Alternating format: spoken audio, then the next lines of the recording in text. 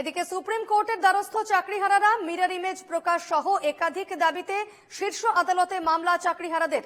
দিল্লিতে গিয়ে মামলা করে ফিরলেন চাকরিহারারা। সুপ্রিম কোর্টে মামলা দায়ের চাকরিহারাদের এবং মামলা দায়ের করে দিল্লি থেকে ফিরলেন চাকরিহারারা। ওএমআর শিটের মিরর ইমেজ প্রকাশ সহ একাধিক দাবিতে মামলা তাদের।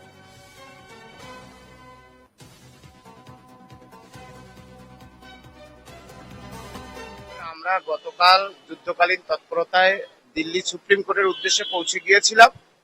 সেখানে দীর্ঘ আলোচনা আইনজীবীদের সাথে, তারপরে আমরা সুপ্রিম কোর্টে মামলা দায়ের করি। সারা রাত আমরা সেই মামলার কাজ করি। আজকে ইতিমধ্যেই যেই সময় আমরা সাংবাদিকদের উদ্দেশ্যে আমরা বক্তব্য তুলে ধরছি, সেই সময় সুপ্রিম কোর্টে মামলা ইতিমধ্যেই আমরা মামলার কাজকর্ম, যে অফিসিয়াল কাজকর্ম হয়ে গেছে। চাকরি ফেরাতে অনড় চাকরিহারারা সুপ্রিম কোর্টে মামলা দায়ের চাকরিহারাদের।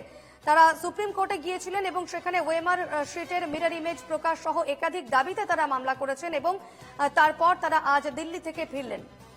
চাকরিহারা সুমন বিশ্বাস সহ একাংশ চাকরিহারা শিক্ষক তারা দিল্লিতে গিয়েছিলেন সুপ্রিম কোর্টে মামলা দায়ের করতে এবং ওএমআর শিটের মিরর ইমেজ প্রকাশ সহ একাধিক দাবিতে তারা মামলা করেছেন।